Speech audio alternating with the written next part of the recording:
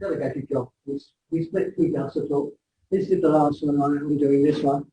And I got some help with my talk. And I'm not sure how much of it I'm going to use. In fact, I haven't done that.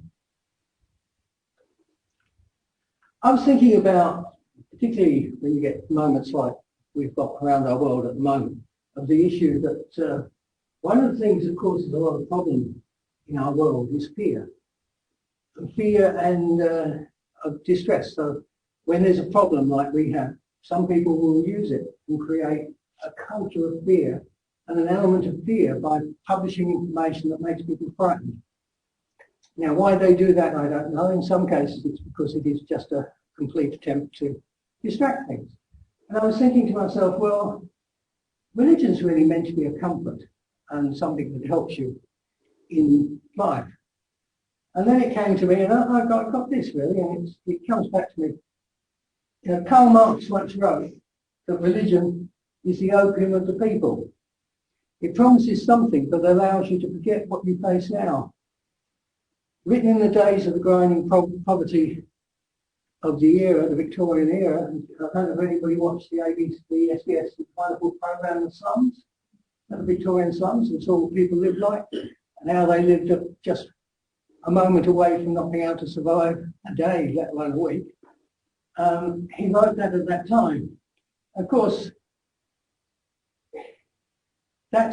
he was talking that the religious leaders were not speaking up against it. It wasn't until 1900 when Booth, founding the Salvation Army, started to fight a battle. It was a very moral battle as well. He tried to remove drink and everything else that was part of what kept people through this.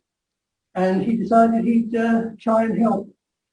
But basically, religion was teaching you to accept what you're facing in the life you're living, because you're going to get a better place when you passed over, provided you're a good person.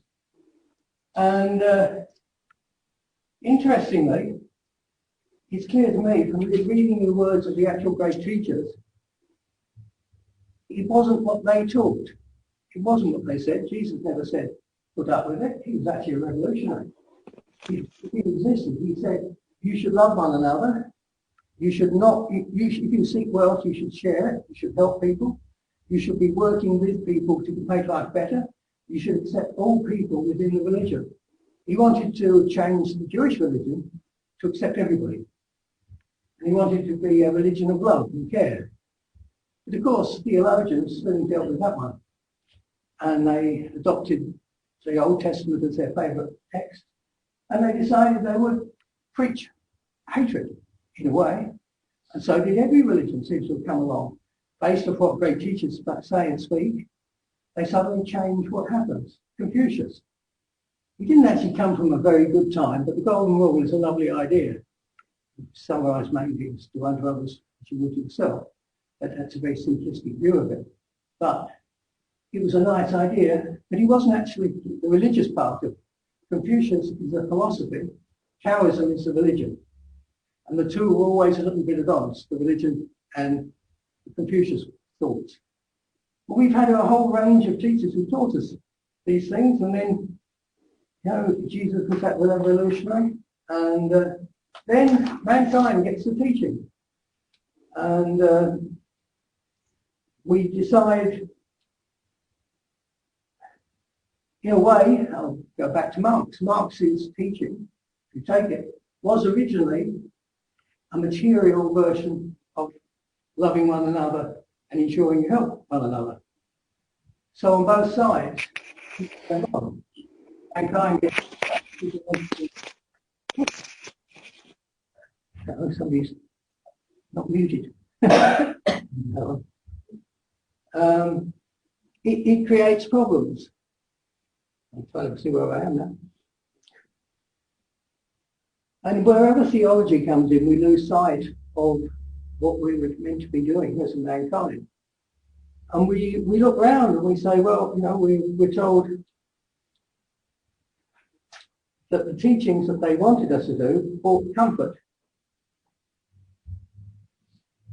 They should bring comfort and they should help us and avoid distress. So there shouldn't be an opportunity for fear and distress. At no time in our life, if we think about it, when we look at what goes on, we're told teachings are of God, but nowhere in it can we ever see the hand of God. All we see is the hand of man. And in fact, that's probably correct in its way. There's not, the works that we see don't show the slightest influence of the majestic plan to bring peace and harmony to our earth. The teachings might be to achieve that, but we don't seem to get there. Spiritism has a first principle, the fatherhood of God. A Victorian-style father, head of the household, stern, remote, but somebody who would always instinctively have a kind heart, or would hope so, but of course with human features. So he looked like a father. The USA spiritualism, the fatherhood of God becomes a belief in the infinite intelligence. Just a governing intelligence of no particular form and remote from humanity. In fact, if you strip away the various creation stories of all our religions, all visions of the Supreme Being are remote figures. The earliest people believed in the sun and the moon. About as remote as you could get, with no actual feelings. They used to pray that they'd bring the sunlight on the moon and it wouldn't disappear. They're all remote, not close to humanity, a real God of the universe. It's not surprising. God created the universe. And there are, I don't have the number, I'm not going to say it, it's well over hundreds of trillions of planets and stars, and he's God of all of them. He's a busy man, a busy being.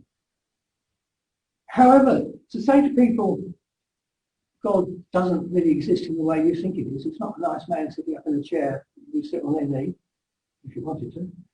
Looked at that way, it loses the power to offer comfort or to conquer fear. So God in its own way, when you see it remote, doesn't give you that chance to have something that can make you feel better and conquer your fear. But all the great teachers talk of the commonality of man. They express a desire that mankind joins together and is of service to each other. It's basically a standard teaching, right, for all the religions. It's one of the common beliefs that we see from the original teachers. The message has flowed down through the ages, repeated and reinforced by new teachers, because at every age we've had different teachers. Because some of our spiritualist people have been teachers. They've come along and taught us new things. In Spiritism, we speak of this brotherhood of man. It's our second principle. And that's a brotherhood of all peoples, all tribes, all races, all sexes, everybody, all as one. We can add to that the communion with spirits as ministering angels.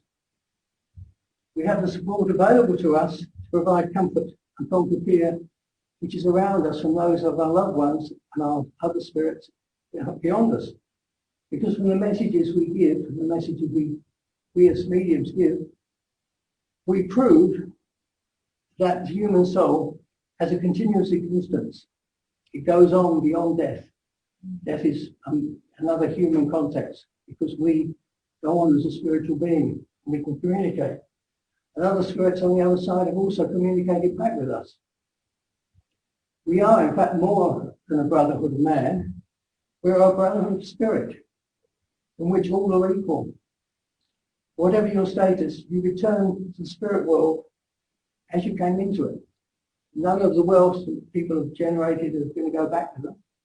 It's all going to be left here and go one way or another. You can be a trillionaire here and you're just a spirit when you cross over. And because of what you've done and the way you've lived your life, you might find it's actually harder. You have more things to deal with when you return to spirit. And I think in the end, I believe that my underground feeling is that God really leaves us to do this. It is our job to suddenly achieve the ability to give comfort to each other. It's our responsibility, because we have personal responsibility in life. And it is our responsibility to actually try and make people and get people to think and work together to improve our life.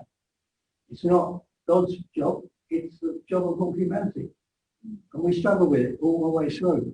And we sometimes, because of the way we've been taught and the way messages we're given, we end up mixed up with those messages. But even at a small level, we can all find comfort somewhere. Even in the darkest time, we can become one with ourselves for a time and then find people who will help us move on. And I think that's all I really want to say.